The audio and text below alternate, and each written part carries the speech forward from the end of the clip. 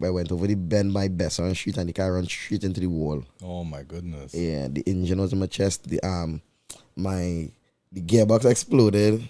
What? So my hand can't really stretch straight. I have So these are the effects you're still dealing with? Yeah. Oh my I've God. metal in my leg on November the 28th, 2014. Had a assassination attempt on my life. Oh my God. Basically, yeah. The first time I'm ever telling this story, to be quite honest. And on that second time of life, getting another chance at life, is when I realized, we have to hit them for 6. What's up, y'all? It's your boy DJ Busby, and from the time you hear the voice, you know it's only up from here. It's the Up From Here podcast, and we have a very, very, very special episode today with a incredible MC, a master of ceremony. And before I even introduce exactly who this person is that we have here today, the most vivid memories I have of this guy, I'd never heard his name before a certain point. And I first heard him on a one stage. I said, yo, this might get a real MC. He's good. But it's been about 3 different times since I've heard this MC. And the only thing I can remember vividly from each time is that after every one of those parties, multiple people came to me saying, yo, that MC's really good. I love how he interacts with the crowd and he's really good at what he does. This guy today, people, is somebody who's mastered his craft. He's from a place called Trinidad and Tobago, and he's now touring the world with this craft and this art form. People, we have none other than Lurbz on the Up From Here podcast. Wait, that's real gas though. Yeah. You gotta press gas. Press the gas. That's real Up From Here, bro. Yes. I never get an introduction like that. Thank you. Anytime. Hey, yo, thank you for having me. A much deserved introduction, and I appreciate the work that you've done in the industry, and I've seen, the rumblings of it, but we're here today to find out the full story, right? So Lurbz, before you even picked up a microphone, who is Lurbz? My name is Kevin Savory. I reside in a place called Trinidad and Tobago. We're from the west side, Trinidad and Tobago, and we just come to live life. I know what living life. I know life. I love to live life. I respect life. So. Yeah, absolutely. Yeah. And life has its beautiful moments, and it has its bad moments, but the beautiful ones make it count. The challenging moments is what really pushes you forward. And to even be here is just a blessing. And every time I come to Canada, this is like my second year in Canada. Yeah. And, something about Canada just showed love. So when I did Carnival last year, right. Since then it was just a one-off event. Big up Kylie. They book and this one book, and it just every time I touch down in Canada, it's real opulence. Yeah. It's real hospitality. It's real respect. It's real love. As soon as you pull up, it's like, yo, Lurbz, yo, this where you need it, and just You're not accustomed to them things sometimes. I mean, knowing that where we came from, facts, and to know that the dream or the craft or the vision or the foresight or the mad chemistry you had in your mind when you say, yo, I don't know if this pipe dream going to work or not, but you just say, yo, we're going to keep on knocking at it. So coming from playing for free, $300 a party, to losing visa, to getting back visa, permit, to being able to, it's actually hard to say this, but I have to say it, to tour in the world, I never thought I would have said it. I feel like a touring DJ, and an MC to be at that. That's the craziest part. Which is the most baffling part to me. I don't think anybody will. I think this is the first time I'm going to say this out loud. Wow. To know that I'm an MC, I don't DJ, and my skill is nothing other than talking, and to know my craft actually. Have me out here. Yeah, it is a valuable commodity, especially for somebody who knows where to place it. Yeah. Right? And the MCing aspect of things we definitely have to dive into. And we need to get into your international touring, right? Because as you said, that's something that is already difficult enough for a DJ to attain, much less than MC. Well, this is my whole time. And those are the things like I sit and be realistic with myself as much as possible, and have a level of humility to relax and be like, yo, you need to understand that you're in a position that not many others are in. Yeah. And when you're in that position, you respect the craft. You don't take advantage of it, and never be a consumer of the product. Wow. That was like the number one rule. Because my real career, my first career was videography. So Right. I used to work CNC3. First I worked office at the ombudsman, and I was working at a 9 to 5, and I was never in the office. And that OJT 6 months was up, and then my boy Aswaad was working for a place called True Vision. Yeah. And one carnival, we just went there and picked up a camera, and I'm like, I just really like it. But I was hanging off the back of the truck, and the owner was like, yo, who shot this? And it was me. And then CNC3 had an opening for a position, Right. and I went down there and applied. No camera skill set at all. And I just grew and just got the job. And yeah, so I did hard crime. And know him and Ramki soon. Yeah. All the big reporters, Wow. they saw me grew up, and then I had the opportunity to DJ on radio. So you DJ as well? Well, Or you could to work on radio. Got it. Myself at Aswaad, and Big up Aswaad. big up man like Aswaad and Ryan too. And one thing about me is one thing I try to focus on. They say if you have 20 acres of land, I have 1 acre of land, the amount of water and time it could take you to take care of your 20, I could take my time at my one. So with me, when I did camera, we did that, we conquered. And for me, I conquered my passion on that level, because I think we did, Ravi B song, You Can't Change Man. Yeah. Girl, you know, right. I was the cameraman. We got shot the music video of the year. So to know that we did camera work, and then Wow. big up Hans Romani, big up Aswaad. He was the editor for DC. Yeah. Like so much things we did. Jeez. And then I got in a bad accident in September the 8th, 2009. Wow. I was driving one of my friend's Honda Integra. I had a Honda Civic, and I just lost my job, and from CNMG being negligent and stuff like that. My car had $20 gas in it, and the Honda Integra, I like cars. And the Honda Integra, we were trying to sell it the next day. So I was supposed to carry the car to sell. So I was like, boy, I'm going up Laventille, because I was living in Laventille at the time. And I like go up Laventille with my $20 gas buying, but I said, nah. Yeah. So I'm jumping in the new car. Because I selling this, so I'm going to flush out the engine, whatever it is. Yeah. And we hit Independence Square with myself. I lock the people in the hotel, you know.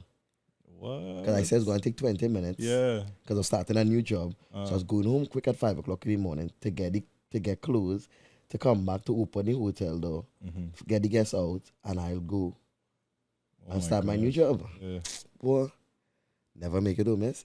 Oh my gosh. Yeah, the car I was doing like 160. And I went over the bend by Besson Street, and the car ran straight into the wall. Oh my goodness. Yeah, the engine was in my chest. The gearbox exploded.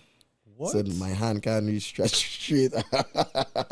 I have So these are the effects you're still dealing with? Yeah. Oh my I have God. metal in my leg. I had a Serious? hole under my right. Wow. So I was bedridden for 3 weeks, September the 8th, and to get out of the hospital, the doctor was like, you have to show us you could move. My leg up in the air. Up in the air, mash up. Yeah. And I'm like, and he's like, if you're leaving the hospital, you have to make sure you have a wheelchair. Where I was living on a little incline in Laventille. So my mom was like, you're not going by your father, you're going back by your, you're going back by me to live. Yeah. And we were like, but in order to go home, you had to get certain items. You had to make sure you have crutches, you have wheelchair, you have this. So every morning I'll wake up, and it's like mad people in the hotel, in the hospital, because it was Port of Spain General Hospital. Yeah. Pick up Port of Spain General Hospital. They did a great job taking care of me. Good. And the weird thing about it is, to this date, have people that came to the hospital when they heard about my accident who's still in relationships. Like, I didn't even know people knew who I was on that level. Like, people really show love. People come and donate blood, and wow. So it was mad love, and then we got the items donated, and we got I got out of the hospital. And they said that I wasn't supposed to work until February the following year. So that would have been 2010. Yeah. But by November the 15th, I was working What? in Adam Smith Square Park for Diwali. I'll never forget that. Every time my mother come home, and I did my own home therapy. I put pillow on YouTube and pull pillow, and every time my mom come home, I just cut off more of my cast. I cut off. And so this hand, they said I wasn't supposed to move ever again, and my mom didn't tell me. So I used to just, yeah. So that was the turning point in my life. And then I realized we conquer the camera, let's focus on DJing. You have a second chance. So you don't know where you survive for, we go again. I'm breathtaking by that story. I never knew any of that. That is, I'm just thinking of this guy from Trinidad coming to do this podcast. Oh my God. I have a whole newfound respect for you. That's amazing. Yeah. And then so I started to focus on DJing because I'm like, yo, I don't know what's gonna happen here, but let me be real good in it. So I went back and do a show on Synergy TV right after the accident. I started to focus more on DJing. So when I went back to Synergy, we went back from behind the camera to now in front of the camera. Big up O'Brien Haynes. And he was like, yo, I put into a guy named Ivan Jack Beer, and I want to let stand in pavement and do a show called UB Synergy. And we just used to just get on about it. It was like the mini versions of Jason Williams and Blaze, which was like ridiculousness. Yeah. Right. So we was the first to get YouTube clips and vinyl all that crap. Yeah. And we used to put it out. It was like a big show. And we know we made an impact. When we know the show made an impact is when people used to see us in the road and parents used to say, yo, because of you, my kids come home early from school. Because they started at 3 to 5 and they were like, and then a old lady was dying. I'll never forget this one. And she messaged the page there and she said, I know I'm dying and things are not looking good for me, whatever it is, but every time I watch y'all make me smile every single day. That is when we know the show was hitting. That's beautiful. Yeah, and then there's the big one here. And we ain't reached the big one yet. Yeah, and then on November the 28th, 2014, I had a life-threatening situation of my life. Yeah, so I had an assassination attempt on my life. Oh my God. Basically, yeah. The first time I ever telling this story, to be quite honest. What? And I survived that. I did what we had to do, did the threat assessment, set out everything, so everything is cool. And on that second time of life, getting another chance at life, is when I realized, yo, we have to hit them for 6. Yeah. I don't care what it is, but this is twice. Yeah. So I grew good with dates. So September the 8th, 2009, November the 20th, 2014. And from since then, I started working real hard. So I get some blues. From since then, everybody, we make fun and laugh. And when the whole situation happened, a guy named Ross from the West messaged me and said, yo, I don't know you like that, bro, but if you need a place to stay, just come and stay with me. Because Ross wherever you stand right now, and it's the West Side started to take me in. Right. So I started to go down the islands and big up my friend, big up Savannah Lake, and she put me onto a girl named Laura, where she was my best friend to this day, and we just started rolling. She's like, yo, I don't know what the hell they say about you on that end of the world, but we like your vibe and come and chill here. And then one day, Mark Dean had a party called Punchy Punch. You know, same Punchy Punch. Yeah. The first ever Punchy Punch, 2015. Put me to play. And I played. And a team from Heineken was there. Big up Darren Mitchell. And there was forming Heineken music at that time. So there was me, Patrick, Ultra Simon, A-Committee, shit. It was a whole team of us. I guess signed a contract. And the ball out. I felt that was the biggest accomplishment because at that time I was a target in the sense of people just dealing with the ridicule of the situation and the scandal and everything, and had to go there and face the world. You go on radio, people call you, but you realize that you don't know how to turn off the noise. So you could be in a room with a million people, a lot of people, and you had to know how to turn off the noise. So I was forced to learn to turn off the noise. And you could put my loudest room, I could just shut off. And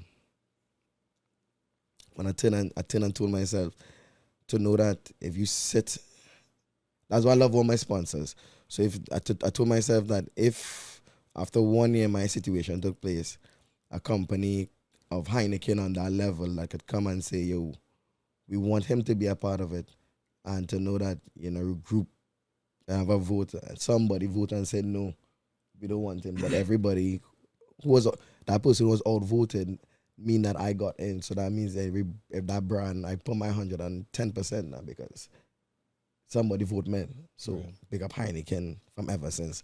So since 2015, Heineken ruling with me, and it's just mad love. And from then, that was the boost, and I just started work. And then I started getting to Tribe and all those events, and we did all the mass bands, and it was just kicking down doors, just really kicking down doors and enjoying every aspect of it. That is a beautiful story. And I literally, I'm at a loss for words right now. I'm sitting here like, this is not what I was expecting at all. You did say, yo, Lurbz, we talk any things on those. Exactly. So my thing's different. So I'm a realist. I work on radio. I don't like the typical where you do it from, what's your favorite song, those kind of interviews. Even when I do interviews, the big up World Boss today, I'm talking to Vybz because I got free today. And I had the opportunity in 2011 to sit and have a radio interview with Vybz Kartel at DJ Palm. I just posted them on my Instagram, big up Vybz Kartel. I saw that, yeah. And he's one of the most intelligent fellas I ever interviewed in my life. So to have in that level of conversation with those kind of guys, I told myself, if ever I'm in a position to have a conversation and somebody asks me a story about me, I'm not the kind of guy that will go out there and tell everybody what I've been through. No, if you want to know, you'll ask. And those who do know, I have a small circle, and I just protected by my team and protected by God. So I just wrote with the punches, whatever happen. Yeah. Happens, bro. And I want to tell you guys that are listening the story of how this podcast even came into play. Now, as I said, I've heard Lurbz play in these parties. I've obviously seen his name on 1,000,001 flyers. But it was in D.C. And we were both booked on a show out there. Big up the Hooky team. We were booked on Eye Candy.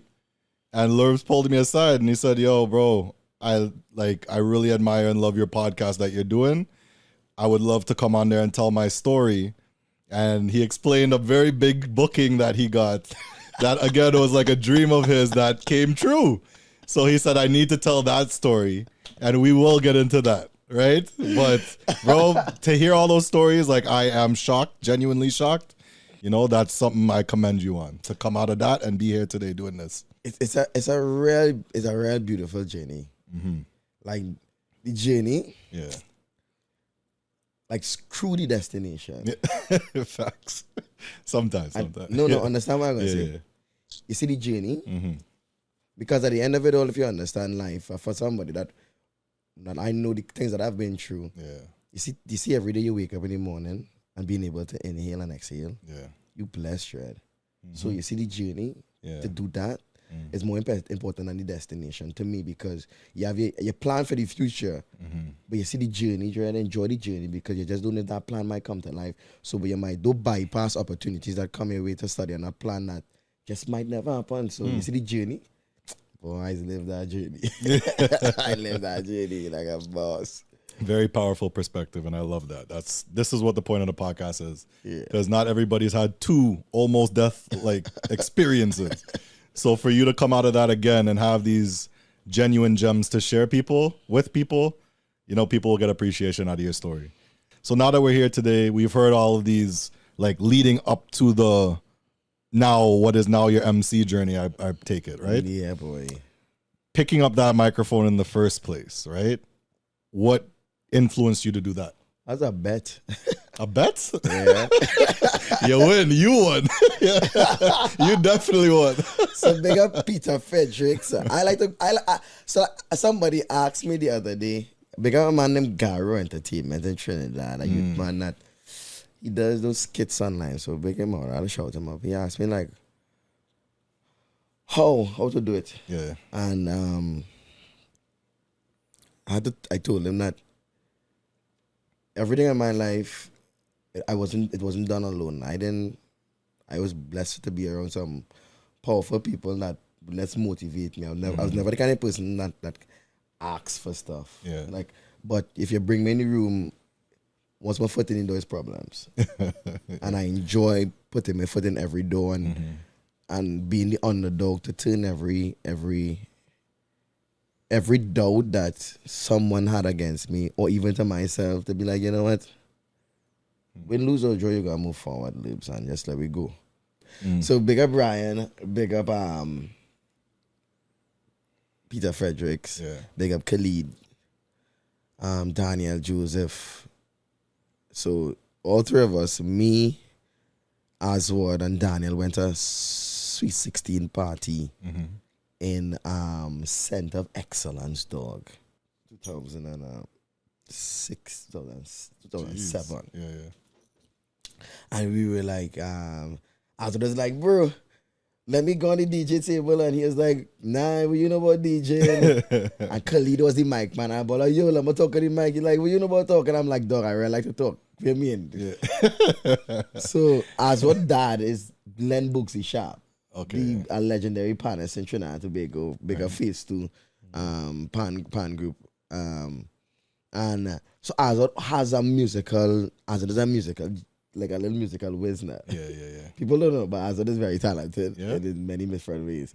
And so we went home, and at that time it was is it Winamp? The ones they could have mixed the tunes together, some madness we do, and you mix a sizzle and a rhythm, and you realize that we like this music thing. And I remember the night when I was leaving the party, they say, I bet you can do this. I was like, hold my bear. Yeah. and the rest was history, because what happened from that is we got my friend, big up Fleur Russell. Like I said, right people had my journey. Yeah. So big up Fleur Russell. Her father at that time was Louis Leasing at Old Red 96.7. So we come up as a group. So we started our thing, and it started to come to life. Yeah. And at that time, Ryan and their thing was youth veteran, was Mayhem songs, and that was a hobby thing for a school thing, because they was in Trinity, and I was going Mokrapo, so it was a school. We was very close friends, and they weren't serious about it with that group, so we decided to take it seriously, and we went to Fleur, and Fleur father was actually Mario Russell, who was Downtown Outlaws, where 96.1, Shal and all them used to go by Mario Russell to get record hits now. So she was always in the music scene, and she bought here what's going on.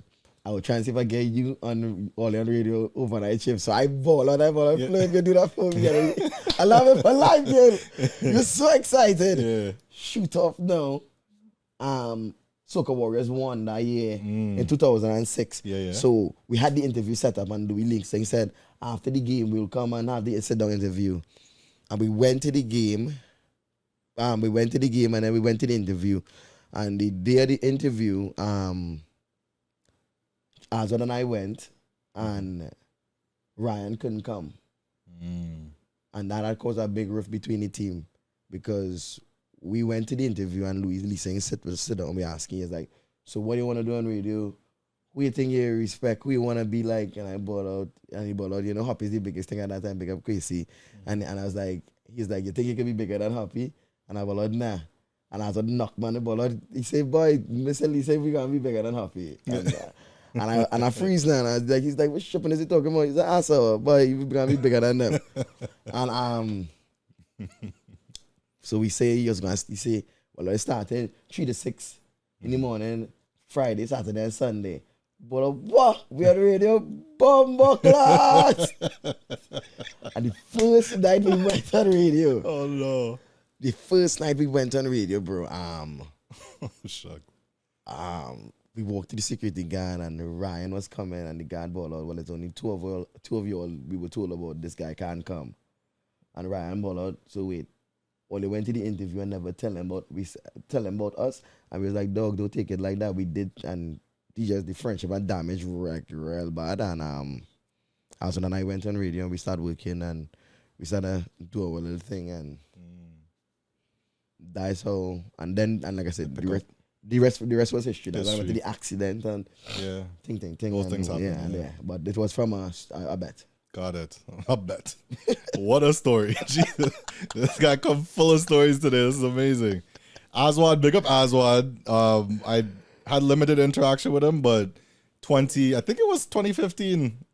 I was going Trinidad for I think the third time, and I wanted to get on radio. No, this was 2018. Wanted to get on radio to play. I asked, I believe, Barry Hype at the time. He said, okay, I know so-and-so, I'll put you in touch. And he put me in touch with Aswaad. And it was just like communication to play what time I played. And we talked for about a year after that. But I felt like since then I haven't really seen him as interactive. Nah, Aswaad is my dog. So Aswaad is actually right now directing my company. I own a company called Triple Anchor Marketing. So you remember I told you about me being my videography. Yeah. So my passion is all this we're doing here is what I always love doing. Okay. So my mission is to open like advertising agency in the future. Yeah. So right now it's a social media company, but we have grown now. It's like 2 years because in the pandemic I opened. Yeah. My ex at that time said, when it comes to your sponsors, they will tag you. You will tag the company, but the social media doesn't look good. And she was like, why don't you approach them to do social media? And I did it. So I applied the same knowledge of creating camera footage. Yeah. It's curating proper Instagram's content. I love digital content. So we control St. Andrew's Golf Club, some big clients at home. Yeah. So I got to do two things that I really love. So I get to fly the wheel, and I have a full working team at home. So I manages the ground team at home to make sure the company runs good. He actually is doing real good with his company. That's incredible, my man. selector. So it went from Kevon and Aswaad to Lurbz and Aswaad, now back to Kevon and Aswaad. So we don't do the normal sets that we used to do. I still my DJ for life, but that's more like my brother now. So, got it. So we work on a different level. Yeah, no, that's a beautiful story. And I love that you're taking initiative on top of just going out there and MCing in these parties. Like you are constructing an entire business that's operating while you're doing what you love. Yeah, it's so draining. Yeah. But I don't know, I really love the excitement. It's so much fun. Yeah. It's the excitement in like you're jumping from plane flight to flight like the other day. I can't even believe I'm saying these words are coming out of my mouth. Yeah. I'm on a flight going to LA to play in an event in LA, a Hollywood Carnival and stuff like that. And I'm trying to get data on my phone to respond to an email from my client about search engine optimization. And I'm like, wait, don't leave us here. Let me just press every email. And I just, but the rush and the excitement is amazing. Like it's the adrenaline. Yeah, it keeps me going to know that. Wait, one day it Lurbz, and as soon as Lurbz done, it's Kevon. Yeah. And Kevon is Triple Anchor demands Kevon time, and I love the excitement. I really do. No, that is something that it can't be replaced. Yeah. And if you love it, you love it. It's not easy by any means, but you love it. Yeah, it's like, passion. 'Cause you should know more than anybody. Flight to flight, flights cancel, flight postpone, blah blah blah. It's crazy out here. But you'll never believe though. I'm at peace the most when I'm in the sky. Yeah. Well, yeah. And that the makes sense. happiest. Yeah. The thought of I might go deep here, but I'm real. People look at me for surface level. Got it. I'm very deep. So this conversation here, if we're talking like we talk the damn thing. Yeah. We here. I love views. So because of what I've been through in my life, I have appreciation for life. So being above the sky and the clouds, just looking at Earth and to know that this is our Earth. This is. If you know what you're doing, you have the documents that allow you to fly and enjoy life. So just being in the air and you don't know who the hell you're sitting next to. Something special about it. Just watching it playing and knowing that technology is making us connect to the world. Yeah. And you have on your headphones and you just noise cancellation. You just I listen to my books. I don't read, but I listen. I love audiobooks. Audiobooks? I love my audiobooks. Me, I'm the same way. And I'm right now listening to the Lean Startup. I read 10X by Grant Cardone and Rich Dad Poor Dad. So you very well connected with those like higher knowledge pieces of literature. I like things like that. So being in the sky, connecting on that level is just like a high for me. Yeah. No, that's beautiful. And again, it's what you love, and you're able to do that while still maintaining another thing you love, and all is happening at once. And I think that's a big thing for everybody to take away. You know, you don't have to be fixated to one place, one time, and that's all you have to do, right? There's still many things that could be done, and you can get the job done in many different places at one time. Now, before we really get into the international venture, you as an MC and your success to this point, right? I want to get into your charisma when you touch that microphone. When you get up there on the stage, or whether the stage be level with the crowd, but you're in the crowd with the people and literally hands-on, like touching, high-fiving people, whatever the case is. Where did you learn all of that? You know, life has taught me so much about appreciation, gratitude, dread. For many years, somebody will ask you, you love what you're doing, and sometimes you don't have an answer. You don't have a real, genuine answer. And I always ask myself, and everything I do is a calculated move. So I'm like organized chaos. It might look wild, but every move is calculated. And someone asked me, and they said, do you love what you do? And I'm like, I need to really have a genuine answer to this question. And I recently figured it out, and it was mind blowing. And I was like, Lurbz, you really love what you're doing? And then I said, yes. And I looked at the person and I turned and I said, you know, everybody in this crowd come here for one reason. And I said, everybody in this crowd, they come to release. And they come to release any bad energy. They come for this up. They come everybody here going through something. Every single person going through something. I ain't if I could curse. I'll beep it anyway, so you're good.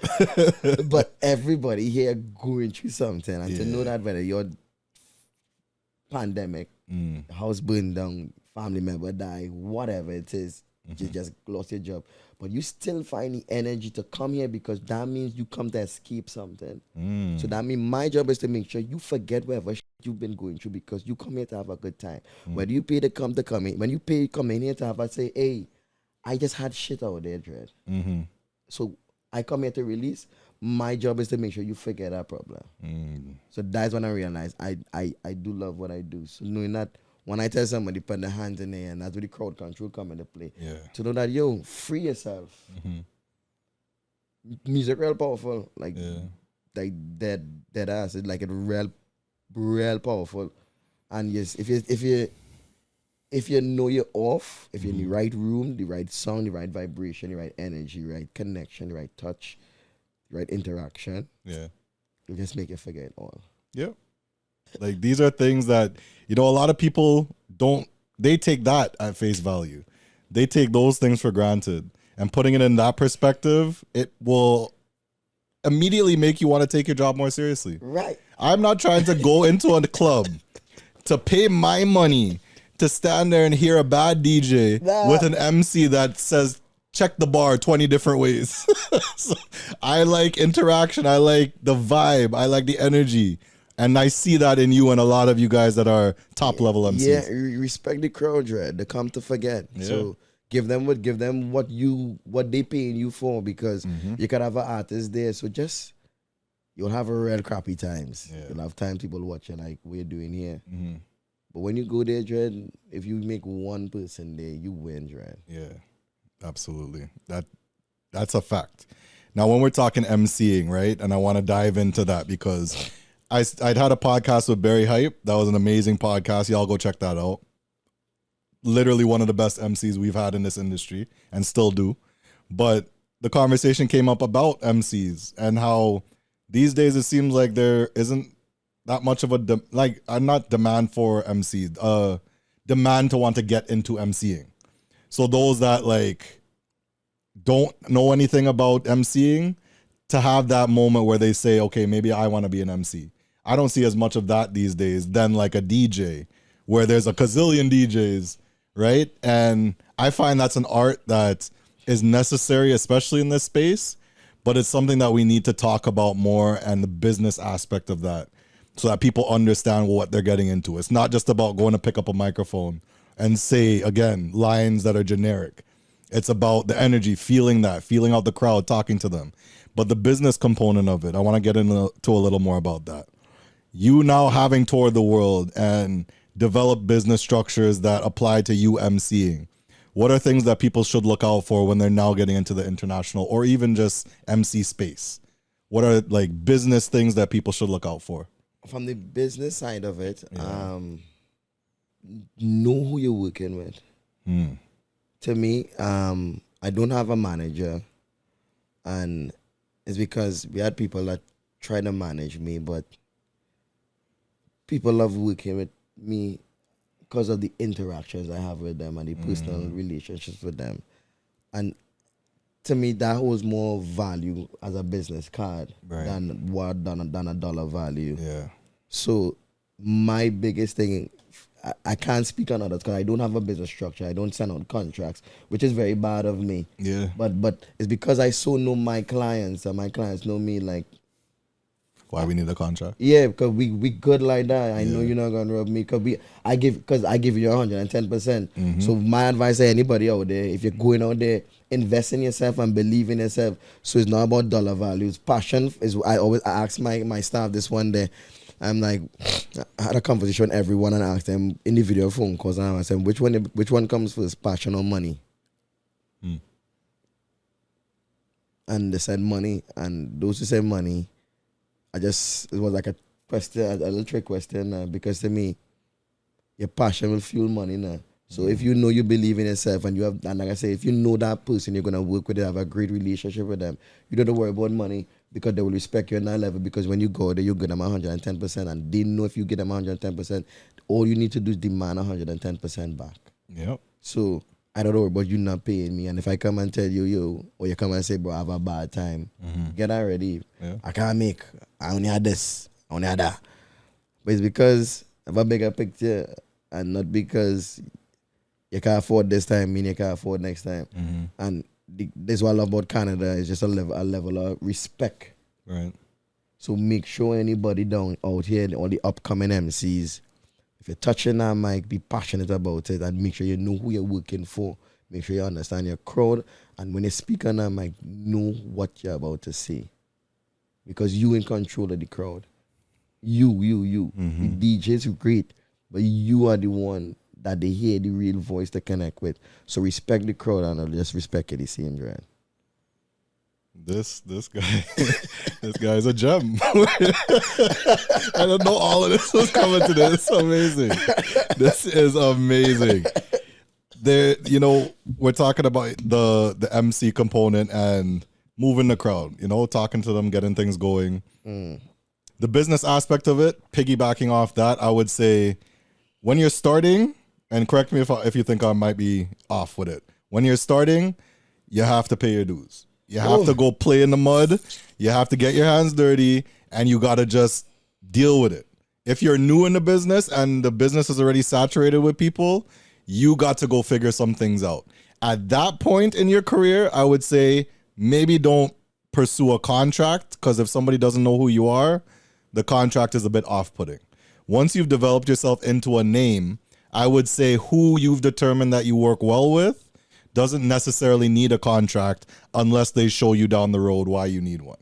Yeah. But anybody moving forward, and this was advice I got from my big bros in Toronto, anybody moving forward, I don't care who they are, unless obviously like maybe a 1-2 scenario that it benefits you to be there and there's no contract needed, no matter who is calling your phone, if you do not know them, they're not somebody of stature, contract needs to be on the table. And that is basically with me one time. So if you don't know me and I don't know you and you contact me just so, you'll get your contract.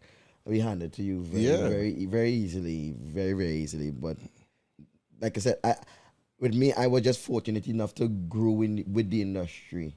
So because I grew with the industry, shout out to Scorch. Yeah, I was telling Bandit on the boat today. It was such a surreal moment to know that here we in Canada with Scorch Dread, and we were there when Scorch did Blocko in Sinclair in 2011, and there's all of us there, and that little pipe dream happy had in his mind just come to life. It did blow up. So to know we in Canada and the same operation is going on here. Boom. Yeah.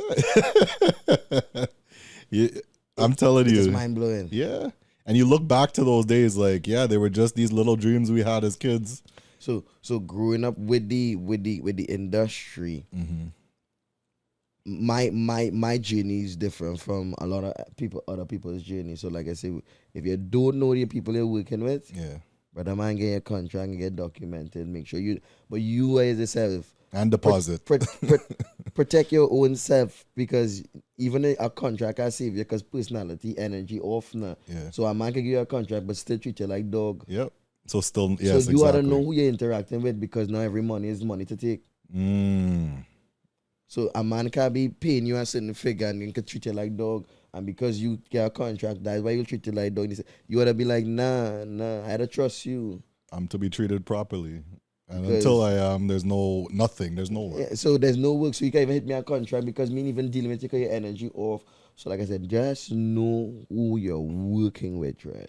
Make sure that people grow with you, respect you, watch your back. And because Happy said to me, like, yo, bro, it here, you know. And that's it. Wherever you want, whatever party we do it, you just come. And that's what happened, you know. Whatever party I do in the world, if you choose to pull up, you pull up and have a spot for you. I not go and hold your hand. And I went in the zone not under the Scorch brand like to be they running up and down behind it, but from a level of it's like the watch your little brother grew up. Yeah. Being able to play with Dean, and so know who you're screwing with, and is from working with Happy and them and other brands seeing and Caesar's Army and Air Committee and Tribe. And so it's all about who you affiliate yourself with, and then make sure you respect them. Yeah. So just know who you're fucking with, right? Ladies and gentlemen, Professor Lurbz. Oh man, this has easily become one of my favorite podcasts, and I'm not just saying that. I am not. The amount that people will learn from this, I am very appreciative of you being here today. My end goal is to be a motivational speaker. Yeah, no, you're well on your way. This is the first starting point. I'm tearing up here and laugh. When you make it big, you remember this was the first one. So yeah. Post that one. Like I said, it's all about who asks. Yeah, true. People who ask now. If you ask, I have a story to tell. But if you think, and I love it because you see one level, but it's really like an iceberg below. It's like where you see on top is beautiful. Yeah. This is the first time anybody will actually know exactly the difference between Lurbz and Kevon. It's two different people, and Kevon is the puppet master for Lurbz, and Triple Anchor is the advertising agency for the talent, for the voice. So I just connect all three together, Boom. And it's a well-oiled machine. Just like, moving around the world, flying around. It's just epic. Yeah, I love it, man. Ladies and gentlemen, we're about halfway through. Just want to remind you guys, please like, comment, share, subscribe to this podcast, and make sure to leave a comment if you love Lurbz's story. It's an amazing one, and I absolutely am flabbergasted with like everything that I've heard today. This has been an amazing podcast. Make sure to subscribe, people, if you want to see more content like this. And let's continue, man. When we're talking the playing field of MCing, right? We're talking the players involved. So first I want to ask you, who have you looked up to on your way up? It's a lot of it's levels. Levels to it, yeah. Real levels to it. When I was doing 2006, when I come to the games, 5-star kill. Yep. Monster. Yep. Excalibur. Doggy Slaughter. Mhm. Monster. Super monster. Radioactive Hyper monster. Then we come into the other game. Patrick Anthony is a monster. Kevin Crown, monster. Yep. These are the guys. You're calling them, yeah. Yeah. These are the guys you look up to? Yeah, That's you said it, you're watching levels, and I'm like, all right, good. How are we going to enter a space with these monsters on top? Because we had to sit on top with the kings. And just what I told myself. wow. I don't know how we're going to climb it there, but boy, we had to be we had to be headliners with them. I don't know how. I don't know how. Yeah. So you watch their craft and try to take a page and write your own story and put a piece. So because they great at what they do and how they interact with the crowd, if you take if they write a paragraph and you take one word or one sentence to add to your story, it gives that level of familiarity to the crowd to be like, yo, we understand. It's more relatable. Facts. So watching and respecting everybody craft and everybody play, those are the ones I said in the levels.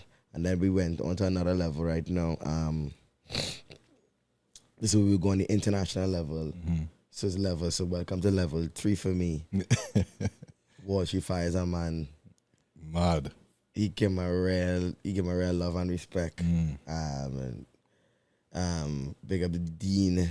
I had the time of my life being up. I had to play Koyo Taco, and I was on this big Miami weekend lineup, and somebody said, "Yo, you see this Miami weekend lineup? You're all your with Koyo Taco and Lurbz and Walshy Fire. You're headlining." And Walshy had given me a big introduction. As soon as we pull up in Koyo, it was such a great feeling, and what he does as an MC is just mind blowing. Yeah. So to know that we could go in Koyo and my name next to his, and he actually do a handover and just give me that love and forward and playing in Koyo Taco and Miami, not a soca crowd but a Caribbean based crowd, and we had a great time. It was mad love, and ever since Koyo Taco was the first club I've ever been to in Miami, and ever since, to know that that's the first club I've been to, and now I'm playing as a headliner every time in Miami. It's a vibe. It's a Walshy Fire. Like, yeah. That's amazing. That's, and I think third level, right? We're in third level still? Yeah, we're in third level. So we're watching Walshy. Who next? in the EDM game. You going EDM now? Because Walshy on that level. Yeah. We're watching the Chromatic, those guys, or Silent Adi, watching those guys. Yeah. So we're going higher levels now. Then we're going to have an EDM game. Yeah. That's where we say we enter in a new pool of realm, MCs. Like, man like Penny. Yeah, coming up now, like, yeah. Penny's bad, yeah. Bad. Yeah. So and then a game where let me go dread. Yeah. And the best part of that is you get to see it. Yeah. It's like, I know it could be done. It's there. It's like let me go dread. Yeah. It's like let us go. Like, who's the next? And it's real love for each other. But men know when it comes to work, is work dread. And it's like, you remember back in Soca Monarch days, when it's game time, it's game time. Yeah. It's game time. Sometimes it's up. When you're playing against men like that, when you walk on that stage, I love you, bro. Yeah. But we had to raise the level because I relay. So you take it from me and then make sure and I carry it to the next level.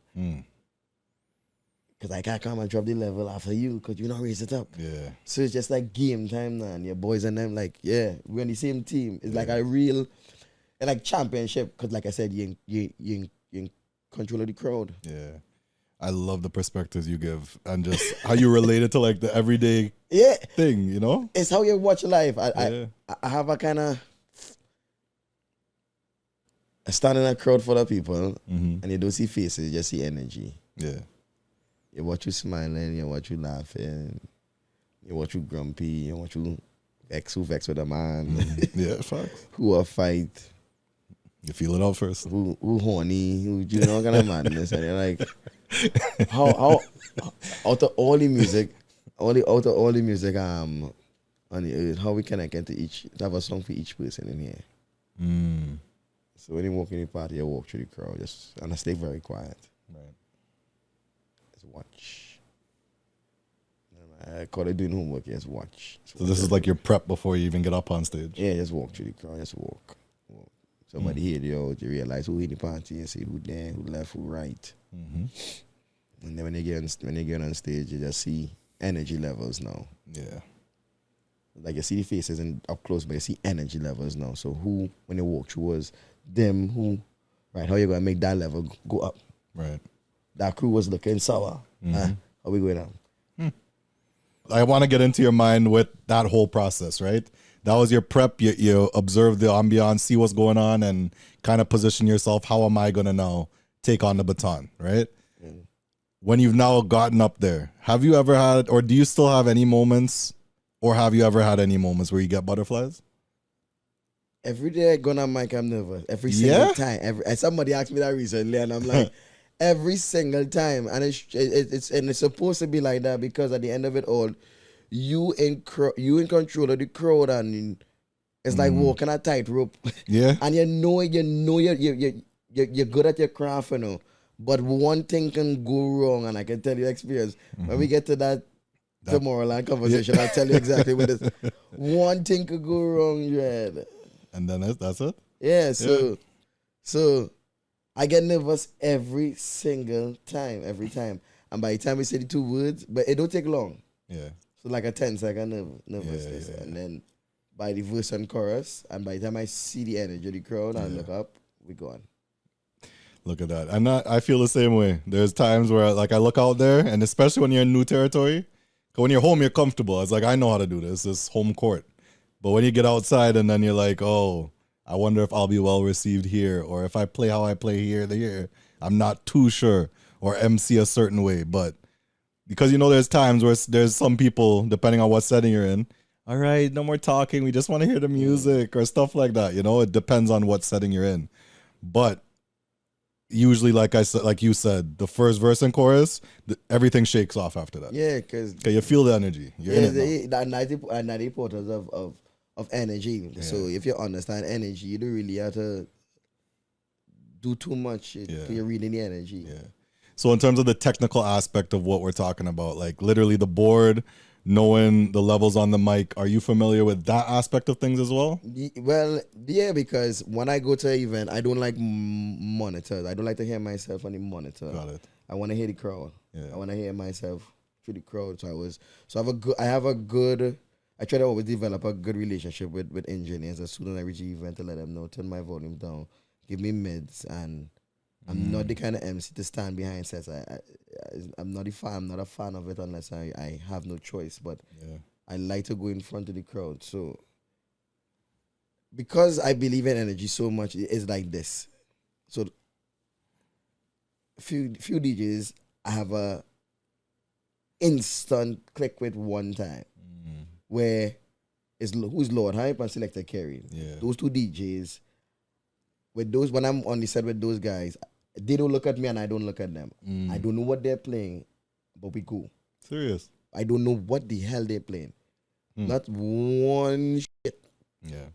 But we have such great chemistry because it's like a cycle. So by the time he hit me a song, I hit them and hit the energy. They respond with audio. He ought to look to see what the crowd responding, if the crowd responding, because I end up hitting him back.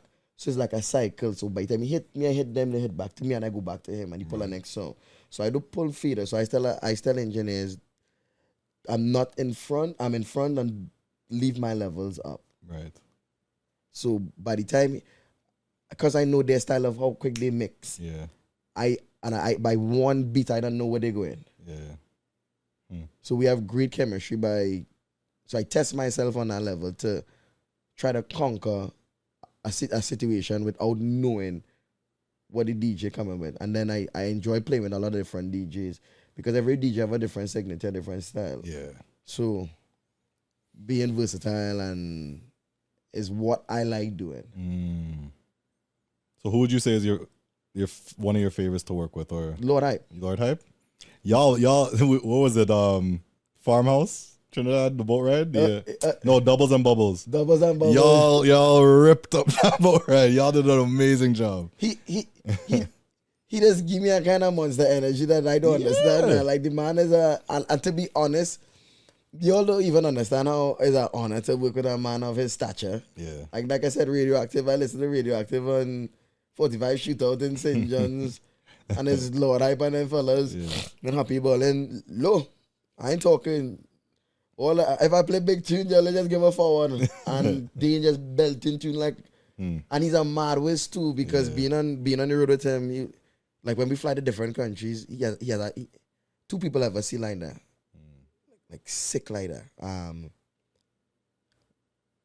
Dean Otley, also known as Lord Hype, and Kamal Banki. I watched two fellas sit in front of in the kitchen, living room, wherever they are. I think they need to be in the bathroom, dog. And they will mix beats and mix music so quick. They will refix, and it's like I call Lord Hype a seamstress. He will sit in the kitchen and he just sewing songs. I'll just hear one beat. And then all of a sudden, like, how this artist here? So to know that I on the stage with this man, and that's what is work good, because he know where he built at home. Yeah. And he will hit me, and he go hit me a cough in my back on stage. I'm like, hey, where's this boy? Where's this boy? And the crowd goes, so it's like reacting in real time. So the crowd go be like, hey, I feel it too, but you didn't know where he was coming in, because I don't see you react. It's like... Bro, as a DJ, when I was on that boat, that's exactly how I was feeling when I was hearing them play. Hey, I'm watching, I'm like, this guy's playing unfair right now, the stuff he has in his laptop. It's like, you bastard. Yeah. So, oh God. That podcast has to come soon, huh? Lord Hype, that podcast coming soon. He's a monster. Yeah. And then Kamal. Lord Hype. Yeah. Kamal have a knack for it as well. We were going, oh God, I am laughing again till I cry. Yeah. We were going to, we were in Belgium, we were going through Paris, France, to go to, we were in London going to Belgium, and we were passing through France. And he was like, the morning before we leave, he was like, pull up, give me 20 songs, 5 in each genre. Soca, dancehall, EDM, reggae, whatever genre they would just pull. And on the train, he went in the time when he told me go in the fold, and he said, just give me a song. And as I get Kamal a song, Kamal just put on an EDM, a beat on it, or I'm a piano, and stitch something together. And I'm like, what the fuck? Like we did a remix. We did a remix with Alison Hines on one I'm a piano beat. Yeah.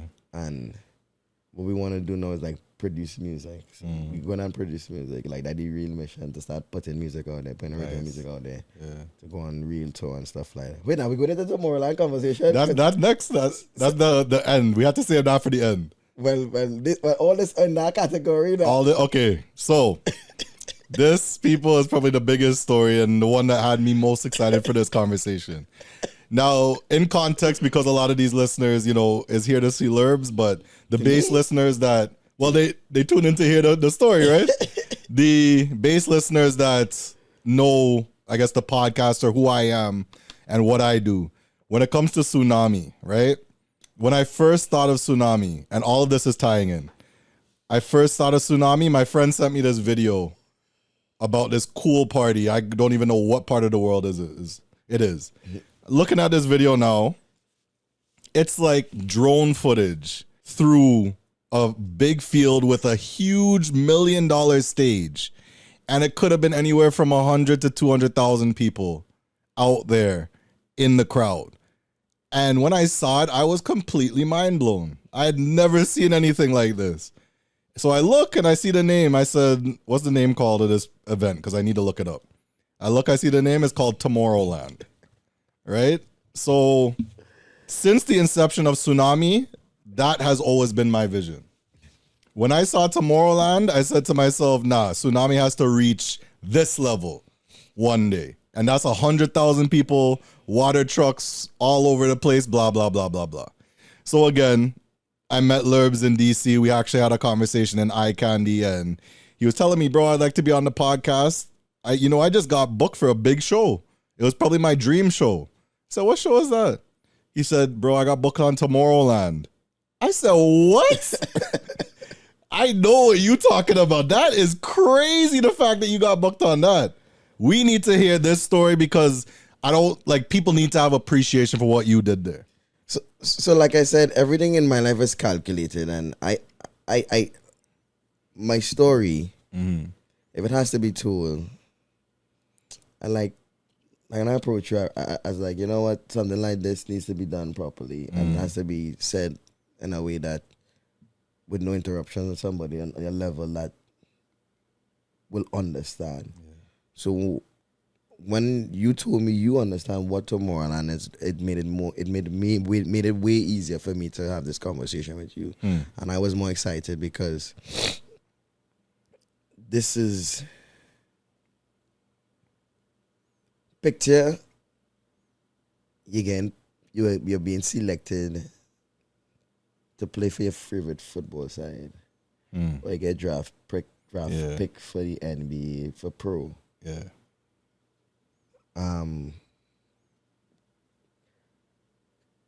Carnival this year, Assassination. In the party, Trinidad, a girl named Candice came up to me. And she's like, I heard any run-ins, boy, to be selected. I'm like, you talking about girl? Yeah, Tomorrowland, you come out thinking about selecting you as a mic man to go. It didn't register in my mind. And when it registered, I Ralph Candace and I run to the corner with Ralph. I'm like, you better stop your shit.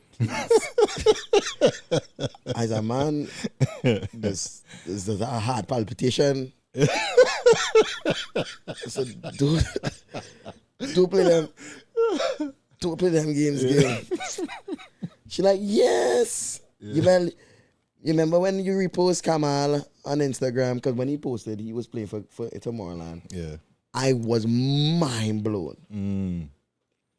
So I reposted him because that's a big move for the Caribbean. Yeah. No, I really respect Major Lazer and to know that Jamaica culture, like Jamaica and I have a real good relationship. And I'm actually sitting at the table with some of the top players of Jamaica, and it's very fortunate. I'm very, very fortunate to be sitting next to the table with these guys. Yeah. So, like I said, I reposted the post, and he saw it, and then Candace came and said, "Yeah, it's you, so and so and so and so." I'm gonna see the other two people's name. I bought out Candace. If me even get if I don't get selected, I'll be okay. But when I was nominated, I'm grateful for it. I said, that's all I need. Carnival going. We going Jamaica Carnival. Right. So I play for Exodus. Kamal is doing a party called, can't remember the name of the party. There's a new party they have. It's an all red party on the Carnival Wednesday. Well, and I send in complimentaries for you. Come and check my VIP. Come and chill. So the man sent, so I go on the party. My tickets reach. By the time I reach the entrance, Kamal there waiting for me. And it's real vibes, real wine and dine. Me and Kamal never had no conversation. Me and Kamal are no friend like that. Yeah. We now start to talk. He's a man like his whiskey. So he drinks some high-end whiskey. Whiskey's one of them or one of them. And we like, man, we talking about life. He's a great storyteller as well. Very talented man. Right. So we talking about the industry, talking about, for those who don't know, Kamal Bank is the owner of Dream Weekend. One of the biggest events in Jamaica. So big up Don Scott. Shout out to PP, shout out to Pay, shout out to Kamal. So I know I talking to a man who have respect. He's actually chairman of Jamaica Tourism Board. Wow. So he's the one that he owns Exodus as well, Carnival band. Yeah. So like I said, I'm talking to A mogul, like somebody said, yeah. a real respected man. Yeah. So I just turned and asked him, man, I said, "You ready for Tomorrowland, boy?" He turned and said, "Lurbz, that is what I want to talk to you about." Well, it's dead, I want it. Yeah.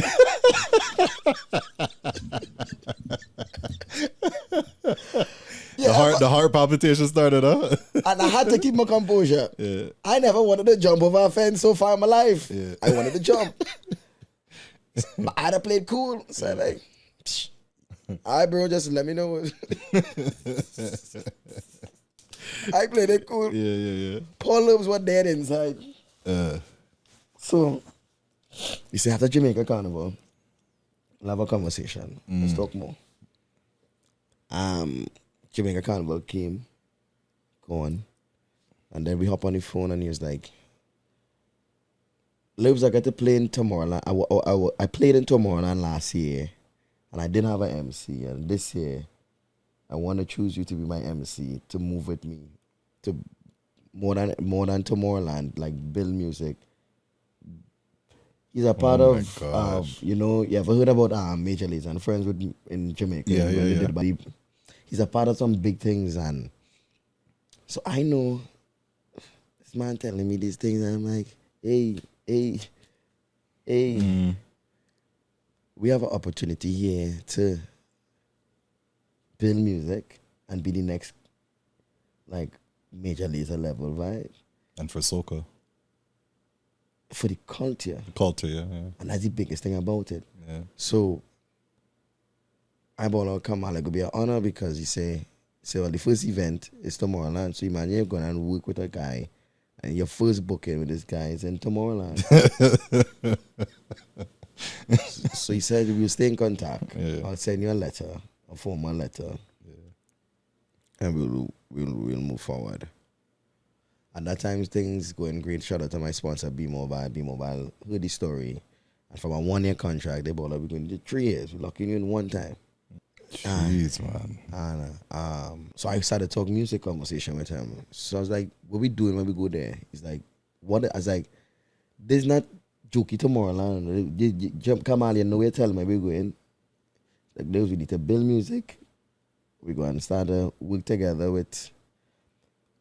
I just have a little situation this year. So when this year slow down, at the end of this year when things slow down, from next year we will be going on tour. We want to go on from here, there, and everywhere. And I'm like, this is unbelievable, bro. So I said, tell me about Tomorrowland. Lurbz, I can't tell you about Tomorrowland. I want you to see it. Story done.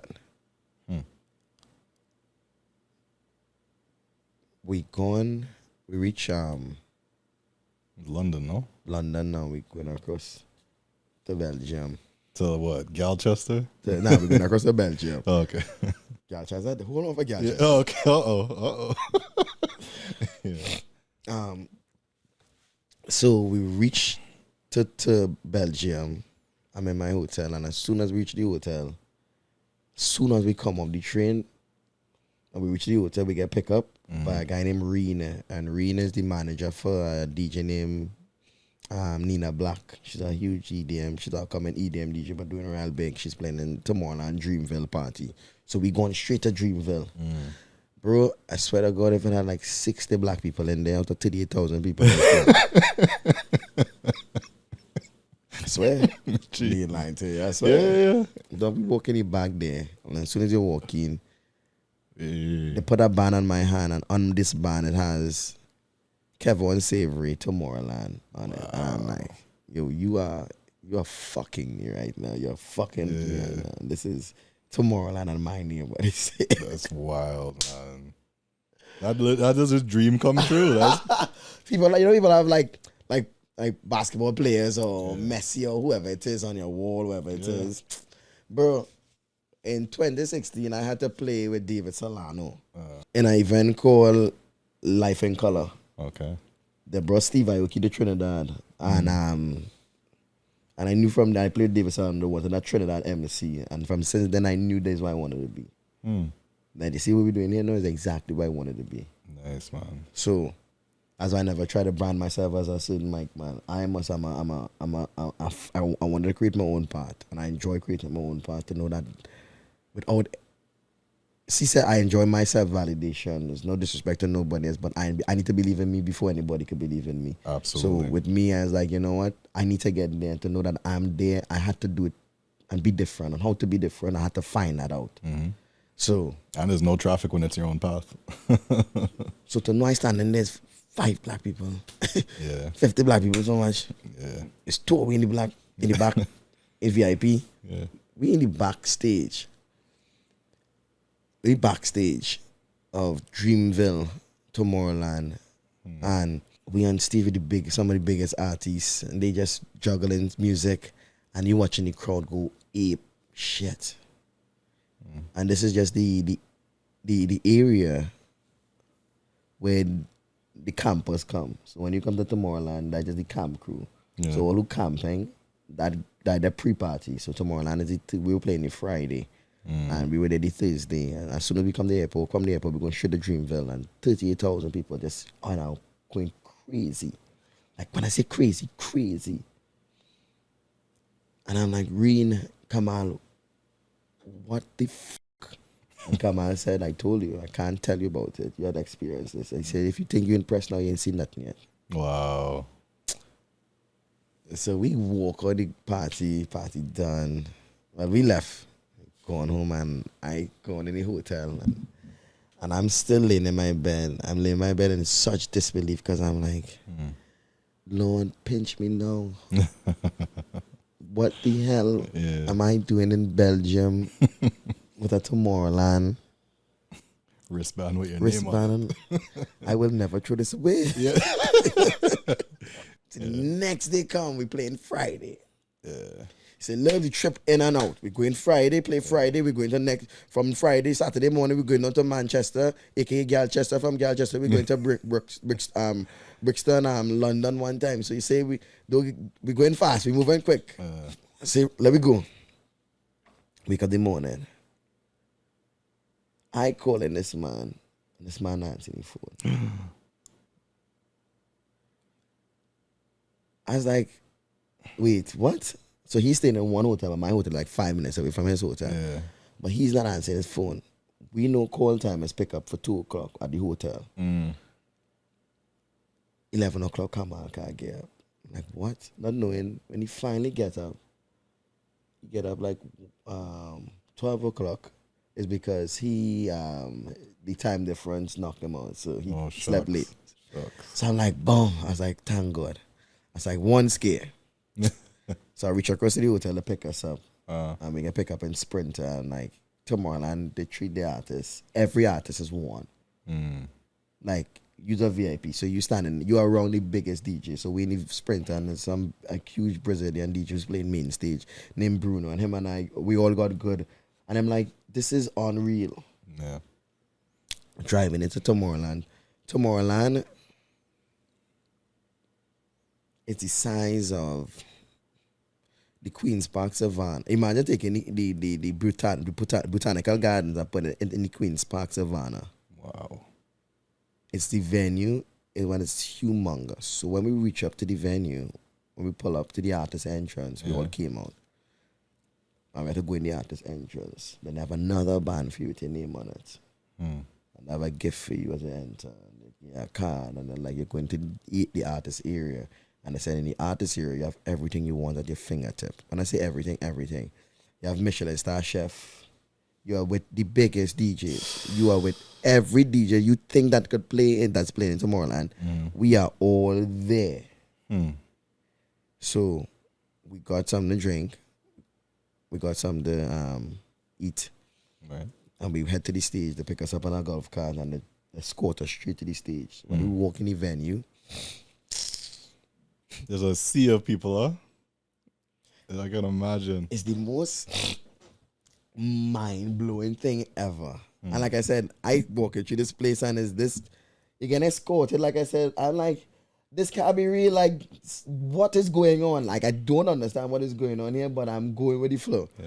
They walk us straight to the stage, and we playing for the Elixir stage. You know, the Elixir stage it's a small island, but it's a Vybz island. And Nina, same Nina Black from the girl from before in Dreamville, she's killing the stage. Right. And the stage has people go lol, all on the outskirts, wherever it is, and I'm born in what the hell? That's where we're playing tonight. Mm-hmm. So he said, we're playing tonight, but let me go and see the party. Tomorrowland is the biggest venue I've ever seen in my life. So the people who own Tomorrowland have a lease with the government. Wow. So they own the compound. so they own the compound and they build on the compound, and it's a tourism thing. Yeah. So they bring money to Belgium. Yeah. So they invest into the land. And when I say this thing is huge, it's huge. It's huge. It's huge. It's unbelievably huge. Yeah. It's like no joke. You go to different rooms and each room is 30,000, 40,000. Wow. Boiler room is 60,000. And we're not even talking about the main stage as yet. The different stage is the dragon room. Is the every room you could think of, and have every style of music. That's mind blowing, man. I'm walking through the venue and he's just telling me, I told you I can't tell you. At a point in Tomorrowland, it had if you want to go to the next stage, you could jump on a boat and they'll just ship you to the next point? To the next stage. And then I had a stage in the water, the DJs was in the water in a stage, a floating stage, while the crowd in the on land, and had another floating stage by itself. Jeez. And then we walked to the main stage, and bro, I could have cried. Yeah. And I just watched Kamala and I told Kamala, I don't know where you bring me, you know, but I don't know how you expect me to look at life the same after this. And we walked in his front main stage, and it's 200,000 people on one side. And then you're talking about 60 and 80 and 40 and 20. And so in total, it's over 400,000 people. My goodness. And when I say it's the best audio I've ever heard in my life, they spend millions on their audio. What you see on YouTube and Instagram, it's not relatable when you've been there. It's 10%. Wow. You don't even have to be on drugs to be in there. I see people just having a time of their life. Yeah. You don't need to be. Like, the bass hits you, the music hits you. Yeah. The music hits you. Hits you. And I come out, what is this? Yeah. So imagine you're watching it here in a dome, and you're watching the biggest DJs below just snap a crowd. And when I say real crowd control, it's just anything you say they do. Yeah. And these people love it. And they love it. So fast forward now, we have to play at 11:30, and we're playing the same time with Hardwell. Oh my gosh. Hardwell is on main stage. We're on the Elixir stage. You're talking like one of the top paid DJs in the world, you know. The biggest DJ, one of the biggest DJs in the world. And I'm like, wait, we playing the same time at Hardwell. So we going on the set. The guys who were on me for Hardwell, come on. Fireworks at the bus. Obviously, people get excited. Yeah. So people started to fade out from our set. And then when we went on, I'll tell you the truth. He tried to play with a mixer with his laptop. Or they don't play with the laptop, they play with the pen drives. Okay, yeah. And with the pen drive, he was forced to play with the pen drive. So he was trying to switch over. And when he tried to switch over, the music was playing mad. Yeah. And people left. So when we started playing it, basically, I had like 10, 20 people. Wow. And what happened is he caught it. So like 15 minutes after, I started to roll properly. And what happened, we ended up playing the John Summit, where, I think it's Where Are You Now, one of the John Summit song. I get this feeling, I want to be where you are. And when we would catch it, a crew from Puerto Rico came. Yeah. And then a crew from Turkey came. Palestine came. Spain came. Brazil came. Like, you're watching people just running in. And at the same time, when we started to play that, we caught it. the fireworks started bust in the background again. So, and I just bawled, everyone put your hand in, let's see flags. Yeah. And people just put their flags in there, and I'm standing there like, I am talking to the world. I know the Caribbean flags, but I'm seeing flags that I've places I've never seen before. Yeah. Belgium, and I'm a Trinidadian, and I turned and I said, yo, he's from Jamaica, and you have a Jamaica contingent in front. And when we played some of the mixes that we made on the train, it was in the early, so no one heard. But to know that we took the crowd from 15 to 20 people max. And we turned that into numbers. By the time they heard, and the most amazing part was, to me, was they received my level of MCing. Yeah. So in EDM, you know, you don't talk that much. Yeah. So to go there, and when he was playing the music, we started to play mainstream EDM songs. So people were now leaving from wherever they were going to go other stages. Yeah. And when we started playing mainstream songs and I started to talk, I saw people running towards us. And that is when I was like, this is the most amazing thing ever. To know that I can mic and they understand what I'm saying. They know what I'm saying is amazing.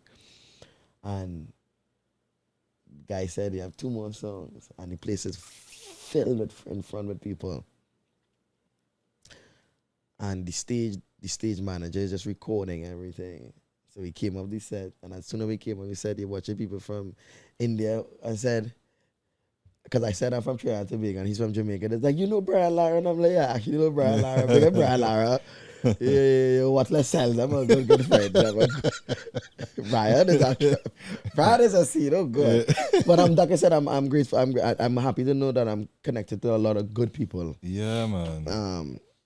What a story, my gosh. People asking for pictures. Yeah. And I'm like, what kind of stardom thing is this? So we leave now, we come up the stage and we're going backstage, we're going back to good. Before, pause at that part of the story. I just want to touch on something that I think would be important here. Again, you are somebody from a Caribbean space going now into an EDM space. And I did hear you say like you were a bit taken back that like, yeah, you were well received. Your MC style of how you learn things on this end of the ball court and brought it to that space, it was well received. Did you at any point feel like maybe I might have to change something about how I do, or I might have to talk a certain way than how I would talk back home? You have to, because you have to, and that's the thing about it. I asked Kamal when he asked me about the book, about the gig, I had to ask him. I was like, bro, why the hell me? I did ask him. I'm like, bro, I don't know you like that. You don't know me like that. You don't owe me nothing. He said versatility and adaptability. He said, and that's what I said, I enjoy playing with different DJs because I could flip the switch quick. Yeah. So by the time you're standing in front of a crowd like that, you have to be able to adjust quick. Because it's not about you. Yeah. It's about understanding and reading the crowd. So you got to be able to pivot. So if they don't understand what you're saying, you need to make sure you understand what they have to understand what you're saying. Yeah, got it. No, and that's powerful because some people will go in any space and feel like, well, I know it. You can't just do that. When I say we were scared, because when the music failed, we were like, what the fuck? And you're watching people walking away and they're like, well. So it's only when we came off and we walk off, and Kamal was like, last year when I played, he played on the stage last year and he played for like a halfway through his set, he left because no one was there. And he said, this year I played and everyone saw, the stage manager recorded everything. Yeah. So we're looking forward to 2025. Good. We await feedback. The real good is have a culture stage. Yeah. I could say it now. So somebody might say, don't you mustn't say certain things, but you mustn't tell everybody everything. But to me, it's now, you don't tell everybody everything. Is no way you're telling people. Yeah. And know who you're telling it to. So because your mind real powerful, so you manifest things, and it's when you tell the world now, sometimes the universe need to hear it. Yeah. So I proud to sit here and say the mission is to, when I ask what is your mission and purpose, Lurbz, is to have a culture stage in Tomorrowland. They must come and say, yo, you have the Caribbean has a fallen that we would love to invite. And if you're a MC from Trinidad and Tobago that comes from the soca background, and he is Kamal Banky from Jamaica, we have Caribbean. Luck, he said that, bro. He said no artist and no artist he can't get. So to know that we could bridge, imagine we go into Tomorrowland, you have artists from the Caribbean and flying with you to come and perform with you on stage. So big up to Maria from New York City, and they did the Culture Clash and went with Penny and Chromatic. Yes.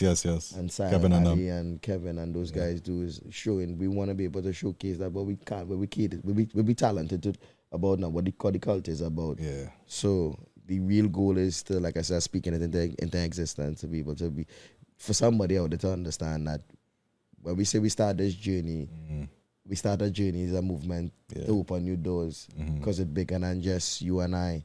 Is we may not reap the real benefits from it now because we started, but we hope in the future that everyone will reap the real benefits because we know that we pioneered like the real mission. Yeah, and built the foundation to know that I telling on if I fuck my level and my kindred could be cool there, I see it. And if I never get booked there again, I know that I touched that mic. Yeah. Wow. And it put different energy on us to know that we going out there and have the vision of making world music where you could hear dancehall. So big up to Mix Things in Trinidad and Tobago, Christian Camacho. They've been doing something where you hear that fusion of the EDM music, we mix it with the remix with the soca music. We want to be able to for that to be a mainstay in parties, because you must fuse it, because we want to give them our culture on their beats. Right. So we're exporting us in their world, and they must be fascinated by hearing a dancehall artist or a soca artist. So we're already in conversation with some huge DJs, because like when we came up this set, we went backstage and Kamal went to talk to Hardwell, and then Kamal invited me over, and then Kamal, what was the most touching part and most amazing part? The same love and respect I was giving to Kamal was returning the favor. And he was like, yo, this is Lurbz, this is my MC. He from Trinidad Tobago, one of the top MCs. And I'm like, you introduce Hardwell to me as we're standing here with Hardwell. Yeah. Like, what do you mean? And I'm Hardwell laughing and they're saying, yo, I want to be a Jamaican DJ. I talk in a short ball and you hear the conversations and I'm like what? Yeah. This is crazy. And we talking about exchanging information, and we talking about, and they leave there in such a high. Like we left there in such a high. Like people were talking about one of the world's biggest DJs, not soca's biggest, not dancehall's, the world's biggest DJs. This is crazy. And then we take a photo together, and Hardwell, and you think about it, Hardwell's so cool, and Hardwell talking about there's a guy named Ruben and the connections and how things connecting, and he want to be in the dancehall, and so there's a world of opportunities. Yeah. And the reason I'm saying it like this, so when you see us out there, what we're doing, when you ask yourself what we're doing, this is for you to get a better understanding exactly what the pipe goal is. Yeah. The pipe dream is. This is what we're going after. To make sure that when we have conversation with those guys, it must be so simple for them to connect. Yeah. Because and now is Caribbean cultural ambassadors exporting it. Right. So it's not a European doing it. It's not somebody from America doing it. It's the opportunity to be like anything Caribbean. We are the windows to it. Got it. And we have the Caribbean support. So that's why I said it was important for me to come and talk to you, because this story is an amazing story, and it's a chapter that I'm speaking it into existence, and I'm ready to take on the word. No, this gets a round of applause. This podcast gets a round of applause. We were speaking beforehand, and it's up to you how in depth you want to get in, right? But you were speaking beforehand about how many people you owe, so to speak, or you are thankful that helped you on your journey, and pivotal moments where it's like, I don't even know what I would have done without you. Talk about some of the people that are coming into your life, and these were big names that you mentioned, but whoever you're comfortable with sharing, what has happened and who has helped you on your journey? T-Man Archie. We started something called Nemo's, Fleur Russell. If I get in, it's all the digger horrors, you know, as a boy. So, you know, I straightforward. You're my friend, so the digger horrors. Better than that.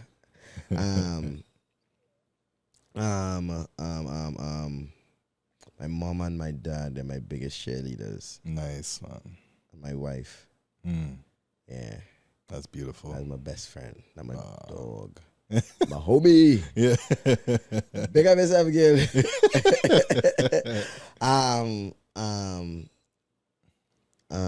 My boss, O'Brien Haynes, Howard Chinley, Stuart Young, Dr. Amory Brown, Bungie Garland, Iowa George, Peter C. Lewis, boy.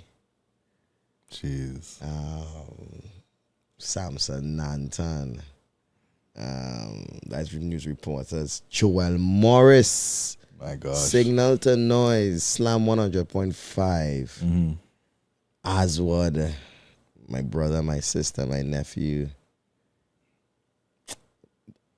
Keith, Ryan, my boys, like I said, I have a small circle. Travis, Isan, Nia, Kareem, Danny from New York, Easy PP, Easy Kamal. You got a big village, man. Beautiful. Because we all grow as a team now. Yeah. So it's not so like I told Garo, you can't do it alone. Like you just can't do it alone. So we gotta be. It's very, very important who you sit next to. Yep. It's so important, and because of these situations that I went through in my life, only 2 times, I had to choose. I was forced. So it wasn't a matter of just making Viking moves. I have to make sure that when you sit with someone, you have your back. Shout out to Laura Welch. Yeah. Laura's the first person that come and say, Lurbz, we put in a plane. We're going to London. You're coming on this trip. And then when I get my visa, she's like, yo, the first trip to New York, you coming with us on the body ticket. One time we all went to New York. I'm a girl, my bestie. Like so much people that help me write this story now. And to know that I could look back and be like, even if they watch this video, they could say, yeah, boy, look at him now, the little wretch. He make it. He'd make it, but he wasn't a statistic. Lurbz, my brother, this has been a pleasure to have this conversation and to hear your story. I am extremely shocked. I have a whole newfound level of respect for you. And you already heard at the start of this podcast, I had already a lot of respect for you. Now it's at a whole new level. We work around a lot. Like, yes. We enjoy it, boy. Yes, and we do it, we give thanks, and we're happy. You know, this is why we do it, because we want to be happy, and this is what we love. Right? And where you've taken this and where I see you taking it now that I've heard more of your story, I applaud your journey. Thank you for your resilience, because you come into these parties and make the people happy and you make them smile. Yeah. You know, and you do your thing at a high level, and I have appreciation for that. And I just want to say thank you for being here. Thank you for sharing that story, and especially it being the first time you've ever told it. Yeah, you know, publicly like this. Yeah, this is the first time. Yeah. So thank you for opening up, and the people will learn a lot from your message, man. Yeah, for all those out there, just believe, Dren. Just dream big. Dream no matter how big that dream is, just go after it. And don't let no one, when I say no one stop you. Facts. And sit and choose your tribe very carefully. Very, very carefully. Don't be a consumer of the product. Just keep your head down and make sure those who believe in you keep believing. Keep praying. I pray every single day. Fun fact. Yeah. In my house, in my apartment, I have 2 prayers that I say, 2 things that and when I stand on the shower, fun day, nobody knows this. Yeah. And when I pray and I shower, I pray and I say these prayers, and I'm just like, you know what, Lord, I'm just grateful to be here to stand and say this prayer, because boy, you see what's going on in the world, and it's just a scary place. So you know what, just let me live in the moment, Dren. Just let me live in the moment. It's really amazing. I love it, bro. I love it. Your story is something special, and I'm honored to be able to document that for you. Yeah. You know what I mean? Congrats, keep it pushing, and I'm looking forward to seeing you rise in this industry. Ready, but no, bro. And I'm waiting on your motivational show or whatever it is you'll be doing in the future. You know, I'm waiting patiently. To all the young ones out there, yeah. Whatever you do, this goes for everybody on it. Just be good. Mm-hmm. No matter what you do, if people do you wrong, somebody just off your day, somebody get a bad drive, anything, just when they do something, yeah, just do your best. Just you greet somebody, be pure about it. Just be pure and be good. Just say, you know what, I do my best. So if you have anything here, and all those dreams, just do your best, Shred. Yeah. Just be good. Just be a good person. Everything else will fall into place. Just because you're a good person. And one thing that I've battled a lot recently is being a good person always, but being good to the right people, right? And like you said earlier, not everybody deserves your energy, your kindness. You got to figure out who to be right to. And a very powerful thing somebody told me is don't let those bad apples make you change who you are. Just know who to treat the right way or act accordingly, more or less. I like Movado said, adjust to how you move. Yeah. I just adjust. I don't really beat up. And like I said, big up Amy Brown and Bungie Garland. We'll talk that visa conversation one day. Next podcast, round two. There needs to be a round 2. So yes, but big up those 2 for sure. Yeah. And if it wasn't for those 2, I wouldn't be here. Nah, and big up to them, big up to you. One last thing. I were too. Big up Iowa.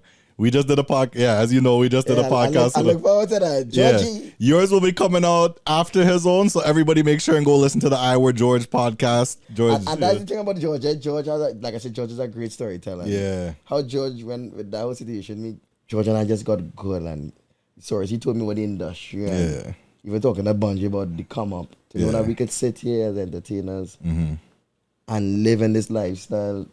A lot of people know about this now. Yeah. So they paved the way. So it's amazing I needed to keep doing your thing, bro. I needed to just keep doing this, opening that window and let people know it's safe to come and talk. Yeah. So like I said, I come in here with my guard down. Just let me talk. We're having a conversation and let people get to know you. Yeah. So keep doing it and keep pioneering this and keep making me for all the youngsters out there. Just come and keep pushing Tsunami. You're doing great, bro. Stay in your own lane and keep conquering. Thank you so much. You're doing great, bro.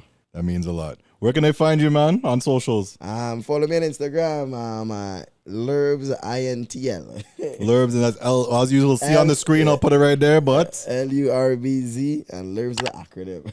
Yeah. Oh yeah. Yeah. How I didn't ask that? I just assumed it was where you get this name because a funny name. I don't know what this name means. What going on? What's Lurbz? Lurbz the acronym. Lurbz is laughing on the real bullshit.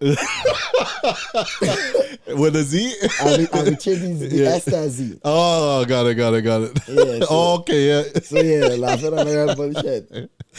I love it. One of my favorite podcasts thus far. Lurbz, thank you so much. Enjoy your Toronto Carnival. Welcome. I love it here. Yes, it's a beautiful city and a beautiful place to be. Thank you for having me. Thank you. Everybody, make sure to like, comment, subscribe, share. Get this podcast out there. If you enjoyed it and you know somebody would enjoy it too, send them the link. It's that simple. The best viewing and listening experience is on YouTube, but we're also available on SoundCloud, Apple Podcast, and Spotify. Thank you for listening. We out. Bang. Peace. Peace.